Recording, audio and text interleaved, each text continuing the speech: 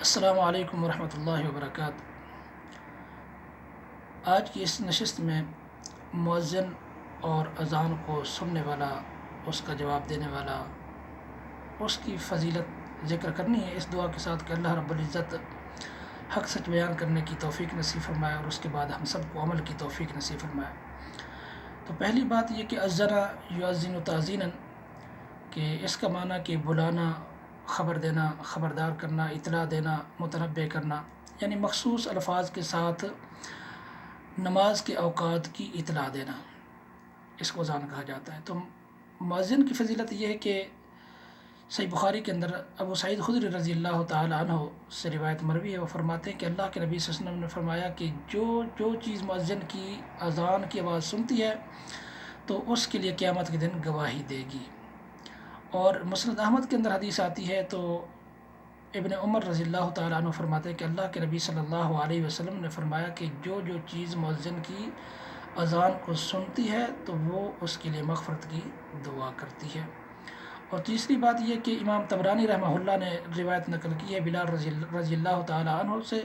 وہ فرماتے ہیں کہ میں اللہ کے نبی صلی اللہ علیہ وسلم کے پاس آیا اور میں نے عرض کی کہ اللہ کے پیغمبر، لوگ تجارت کے لیے جاتے ہیں اور انہیں اپنا ذریعہ معاش بنایا ہوا ہے، لیکن ہم ایسا نہیں کر سکتے۔ آپ علیہ الصلوۃ والسلام نے فرمایا کہ اے بلال، کیا تو اس بات پہ راضی نہیں کہ قیامت کے دن اللہ پاک مؤذنوں کی گردنوں کو اونچا رکھیں گے؟ تو اس کے حوالے سے حافظ ابن حجر عسقلانی رحمہ اللہ نے 8 اقوال ذکر کیے ہیں، میں آپ کے سامنے 2 ذکر کر دیتا ہوں۔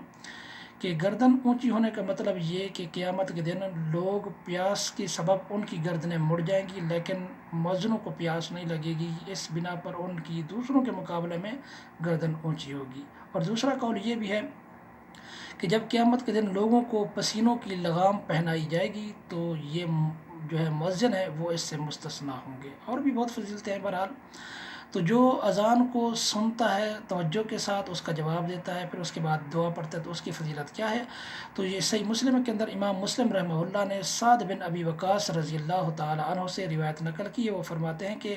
اللہ کے نبی صلی اللہ علیہ وسلم نے فرمایا کہ جو شخص توجہ کے ساتھ اذان کو سنتا ہے، ثم یقول، پھر اس کے بعد یہ دعا پڑھتا ہے، چاہے وہ مرد ہے یا عورت ہے، وہ دعا پڑھتا ہے کہ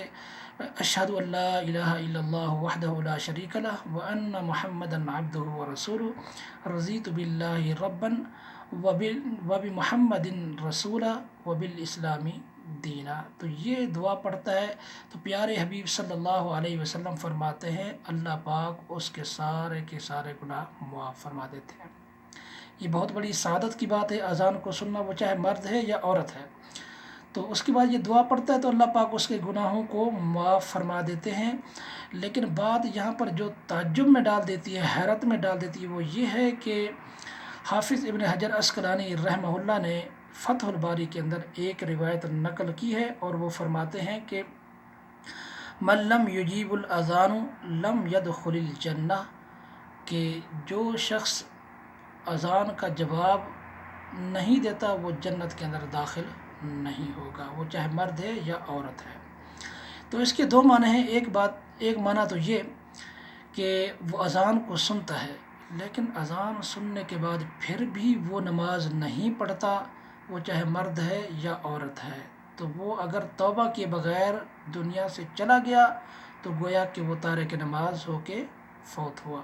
اور تارک نماز یہ جنت میں کیسے جائے گا۔ دوسرا معنی یہ ہے کہ جو آدمی اذان کو توجہ کے ساتھ سنتا ہے، سننے کے بعد پھر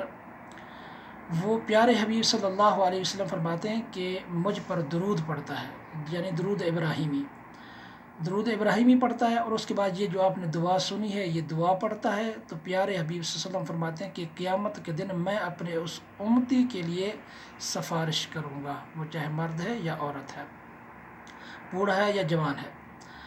تو آپ سب لوگ یہ جانتے ہیں کہ قیامت کے دن اللہ کے نبی صلی اللہ علیہ وسلم کی شفاعت کے بغیر، سفارش کے بغیر کوئی جنتی بھی جنت میں نہیں جا سکے گا۔ تو میرے بھائی، اگر اللہ کے نبی صلی اللہ علیہ وسلم کی شفاعت کا مستحق بننا چاہتے ہیں، گناہوں سے پاک اور صاف ہونا چاہتے ہیں، تو پھر ضرور جو ہے 2 منٹ 3 منٹ نکال کر کے مؤذن کی اذان کو توجہ کے ساتھ سنیں، سننے کے بعد ان کلمات کو دہرائیں، یہ دعا پڑھیں، تو انشاءاللہ اللہ پاک ہم سب کو گناہوں سے پاک اور صاف کر دے گا۔ اللہ سے دعا ہے کہ اللہ پاک عمل کی توفیق نصیب فرمائے۔